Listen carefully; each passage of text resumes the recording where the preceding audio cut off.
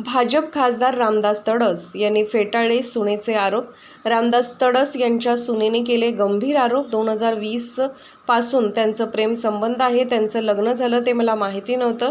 सध्या त्यांचं प्रकरण कोर्टात सुरू आहे। माझी सून वारंवार पैशाची मागणी करत होती। माझा मुलगा 6 वर्षापासून माझ्या सोबत राहत नाही। मी मुलाला बेदखल केला आहे। 4 वर्षापूर्वीच प्रकरण आहे। निवडणुकीत ते आता बाहेर काढलं, त्यामुळे मला बदनाम करण्याचं हे षडयंत्र आहे। 2020 मध्ये पंकज आणि पूजाचं लग्न झालं। कोर्टात लग्न केलं त्यांनी, आणि ते लग्न झालं त्यावेळेस मला माहिती नव्हतं। त्यांनी परस्पर दोघांनी लग्न केलं, त्यांचं प्रेमसंबंध होते, त्यांचे आईवडील त्या लग्नाला होते। त्यानंतर ते दोघेजण वर्धेला राहायला आले, वर्धेला राहू लागले। परंतु या दोघांमध्ये विदृष्ट आणायचं काम एक 10 लोक होते। त्यांनी वारंवार त्या पूजाला बैकवण्याचं काम केलं आणि पैशाची मागणी करा अशा तिच्यासमोर प्रस्ताव ठेवला। आणि ह्या 10 लोकांवर नंतर ते कॅसेट सापडली। जसं मोबाईलमध्ये जे संभाषण त्या लोकांचं इथं व्हायचं ते कॅसेट सापडली। ते कॅसेट सापडल्यानंतर तो कोर्टात गेला, कोर्टासमोर ते कॅसेट पेश केली आणि ती कोर्टामध्ये आता केस चालू आहे। विरोधकाजवळ आता कोणताही मुद्दा उरला नाही आहे। 2020चं प्रकरण त्याविषयी झालं होतं, त्याविषयी TV चॅनलमध्ये आलं होतं या लग्नाबद्दल, त्याविषयी यांनी उपस्थित केलं होतं। पण 2014 नंतर आताच का उपस्थित लोक या विरोधकाजवळ कोणताही विकासाचा मुद्दा या ठिकाणी नाही आहे। म्हणून फॅमिली मॅटर करायचं आणि त्याला जनतेसमोर न्यायचं जनतेलासुद्धा माहीत आहे, कारण जनतेनं या प्रकरणात सर्व सखोल चौकशी केली आहे। पहिलेच हे प्रकरण काय आहे आणि कोर्टामध्ये सुद्धा हे प्रकरण चालू आहे। आणि 10 लोकांवर ज्यांनी मारण्याचा प्रयत्न केला त्या 10 लोकांवर ऑलरेडी केस बी चालू आहे त्याच्यावर। आणि अशा तऱ्हेनं एखादी विरोधकाजवळ एखादी विकासाचा मुद्दा आहे का? त्यांनी विकासाच्या मुद्द्यावर समोर यावं ना आमच्यासमोर। 60 वर्षात ज्यांनी काही केलं नाही या विदर्भावर अन्याय करणाऱ्या पवारसाहेबांनी आता आम्हाला शिकवा, हे काही बरोबर नाही आहे। आणि हे प्रकरण आज कोर्टात आहे, कोर्ट जो निकाल देईल त्यांनी आज बी दोघांनी चांगलं राहावं, मी तर वडील म्हणून स्वीकारायला तयार आहे। पण पैशाची मागणी करायची, पैशाची मागणी पूर्ण न झाल्यास उभं राहायचं। आता 4 वर्षानंतर आताच का प्रकरण बाहेर आलं?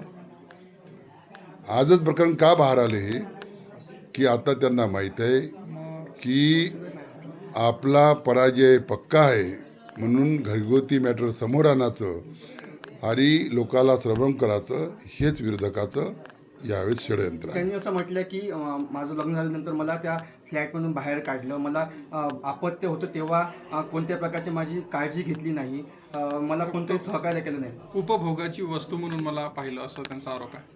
त्यांना मुलगा झाला तेव्हा मी स्वतः भेटायला गेलो, स्वतः भेटलो।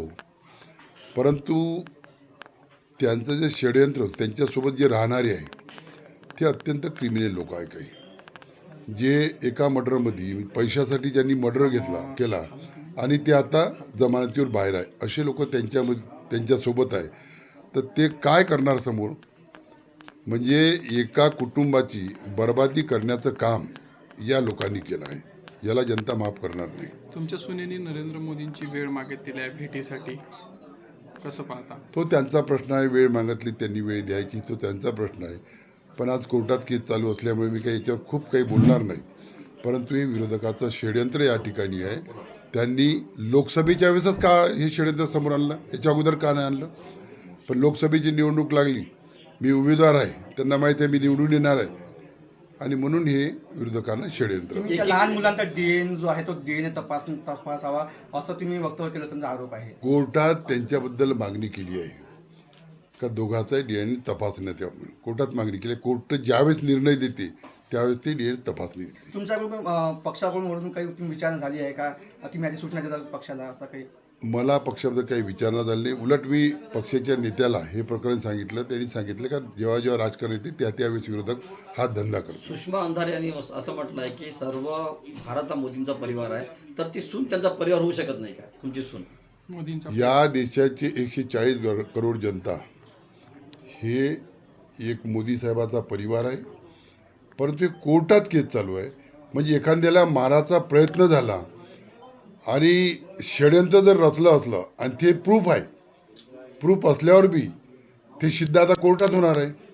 म्हणजे कोणी आणि बरं त्याच्यात काही चांगले लोक आहे का? म्हणजे जे मर्डर करून पैशासाठी मर्डर करणारे लोक आहेत त्याच्यामध्ये आहे, तर खरं ते प्रकरण तुम्हाला तरी मान्य आहे का? त्यांनी असं म्हटलं की खासदार साहेबांनी छोट्या बाळाचा कुठेही विचार केला नाही. मला फक्त त्यांच्या मुलांनी उपभोगाची वस्तू म्हणून त्या फ्लॅटवर ठेवलं होतं. नंतर फ्लॅट पण विकून टाकला. मला बाहेर फिरावं लागलं. आता ज्यावेळेस त्यांच्यामार्फत एक निरोप आला होता की त्यांचे जे लोक आहे पाठीराखी ज्यांच्यावर केसेस चालू आहे का आम्हाला एवढा पैसा पाहिजे. मी म्हणलं मी पैसा कशाला देऊ, कारण मी याच्यात दोषी कोणता आहे एक सांगा. तुम्ही लग्न केलं, तुम्ही सर्व केलं, तुम्ही मकान घेतलं, तुम्ही लग्न केले, तुम्ही एक राहत होते, त्याच्या विरोधात षडयंत्र केलं, याच्यात दोषी मी कसा आहे हेच सांगा.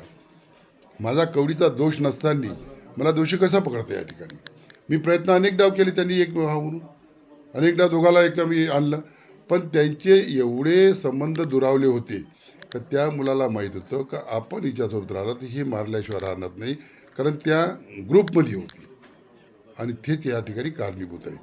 कोण्या बापाला असं वाटते की आपल्या एका मुलाचं लग्न झालं पाहिजे, चांगलं कुटुंब असलं पाहिजे, हे तर सर्वच वडिलांना वाटते ना. मी त्याच्यामधलाच एक आहे. मी तर 40 वर्षापासून राजकारणात आहे, आजचंच राजकारणात नाही. माझ्या हातून एकतरी चुकी झाली का कधी? आणि मी अनेक लोकांचे कुटुंब बसवून दिले. आज माझंच कुटुंब उज्ज्वल करण्यासाठी हे लोक लागले आणि त्याला हे बळी पडली. मागणी ते काही करू, पण असं कधी होते का? कोणतं कारण आहे? काही कोर्टाने निकाल दिला? लग्न त्यांनी केली आणि उमेदवारी माझी रद्द करावं न विचारता? मला विचारलं असतं मी धूमधडाक्यानं लग्न करून दिलं असतं. पण चोरी लोपी तुम्ही तिकडं लग्न करता, मला विचारत नाही. पण त्याची मला मान्य होतं. मी तर दोघालाही घरी न्यायला तयारीत होतो, पण ते दोघांची मतं एवढे अलग अलग झाले का ते एका जागी यायलाच तयार नाही. मुलगा तुमच्यासोबत आहे इलेक्शनमध्ये? नाही, मुलगा माझ्यासोबत नाही आहे. मुलाचं घर वेगळं आहे, त्याचं दुकान वेगळं आहे, माझं मकान अलग आहे. तो देवीला राहते, मी वर्धेला राहतो, कधी मी देवीला जातो, पण आम्ही अलग अलग राहतो. आणि मी बेदखल केला आहे त्याला. मुलगा येणार आहे का? नाही, मी पहिली गोष्ट त्याच्यासोबत बोलत असते. आज 4 वर्ष झाले मी बोलत नाही त्याच्यासोबत. या सगळ्या प्रकरणामुळे तुम्हाला मोठ्या प्रमाणात मानसिक त्रास सहन करावा लागत आहे? नाही, मला काय जनतेला सर्व माहीत आहे.